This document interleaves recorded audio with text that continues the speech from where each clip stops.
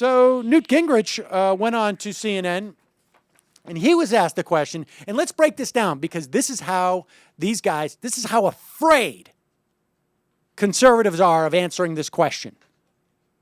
They are terrified of this question because they cannot answer it and be true to their conservative principles. And they cannot answer it and get elected by the American public. This is the fundamental crux of their world vision. This is aside from the corporatism, obviously, and that is that our elites and our establishment of all ideologies bathe in. But it starts here with the electoral force of this so-called Viennese economic theory and the free market, then personal responsibility. All just buzzwords that mean nothing. Because this interview, instead of being 2 minutes with Newt Gingrich, could be 5 seconds. If they're going to be true to their principles, the answer is, should society let these people die? The answer is yes. That's their vision of society. Unless, of course, it's a corporation, in which case, then society has a responsibility to clean up after these corporations. Then they have to pay for what the corporations do. Let's listen to this. All right, Mr. Speaker, Rick Perry today said he was taken aback when he heard some in that audience say, yes, society should just let this hypothetical 30-year-old die. What went through your mind when you... I was taken aback. It's really rude to yell at a debate. But, of course, Rick Perry would say the exact same thing.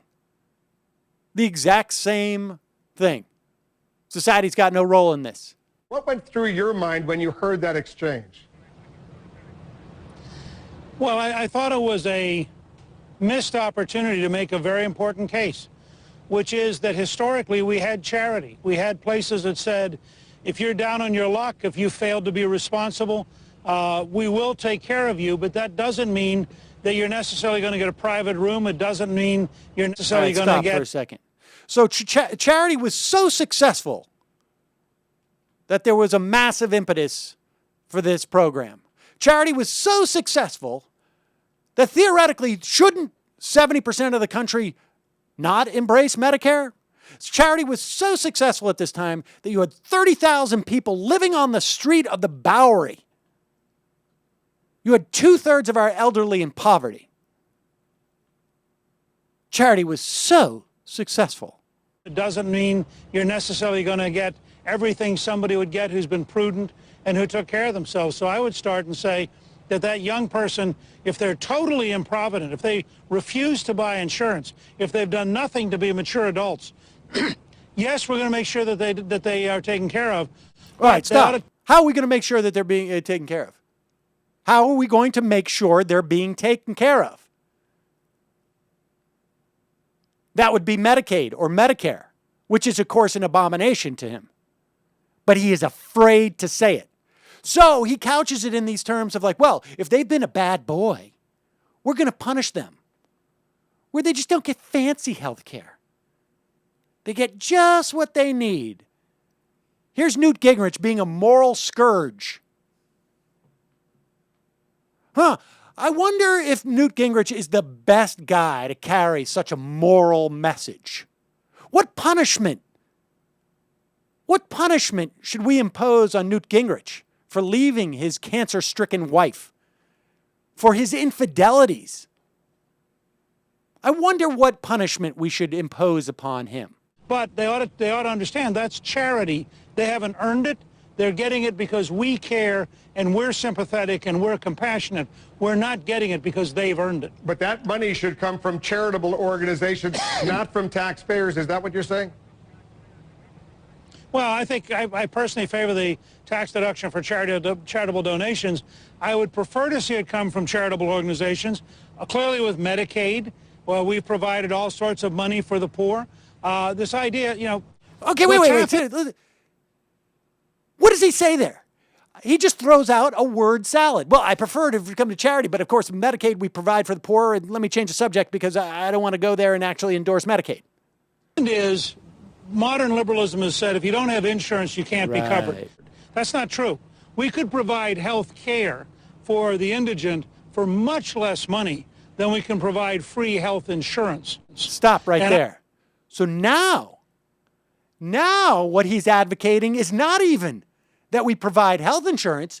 He is advocating a national a plan like in Britain for the poor.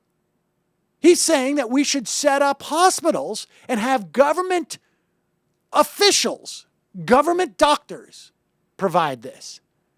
This is even more radical. But of course, Newt Gingrich is just spinning so hard right now, he doesn't even know what he's saying. And I think there are times when we ought to look at whether or not free clinics are actually less expensive than a universal insurance program. Wait a second. So actually performing health care will be less expensive than setting up a government-run insurance plan to pay for that health care. Now, you know what? He may be right. He may actually be right. If we had government control, let's say we had just a national Veterans Administration style of medicine, where it's not just a government-run insurance, but also delivery of healthcare.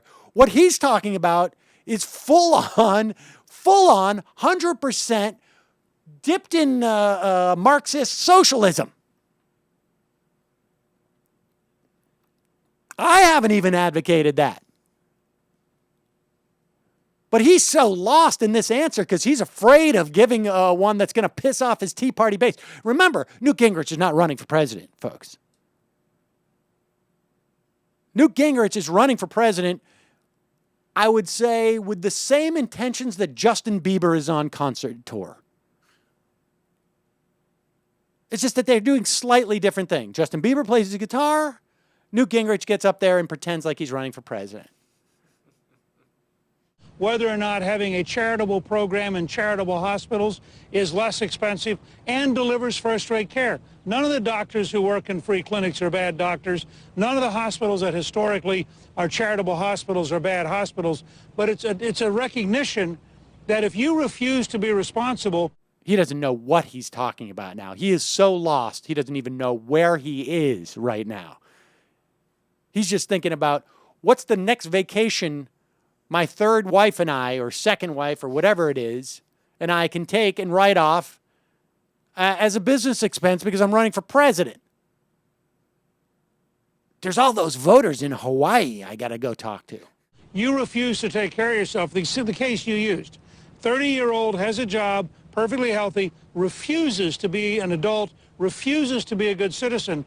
I'm not sure we owe them 100% of what we owe somebody who's done everything right and worked hard and paid their taxes and bought their insurance. Yes, and of course, there he's just harping on that notion, but what if he couldn't afford it? Which, of course, you know, Wolf Blitzer, well, you can't go that far. Can't go that far with that question. We can't talk, because there's no poor in this country. You know that, right? There's no poor in this country. There's no people who can't afford health care. There's no slippage of middle class. I love how he says we help them because we care as he's going down on this person. He's saying, like, you know, we're very caring, you piece of shit, immature son of a bitch. There you go. Allow me to get on my moral righteousness. I pay for health insurance. And probably that of my mistress.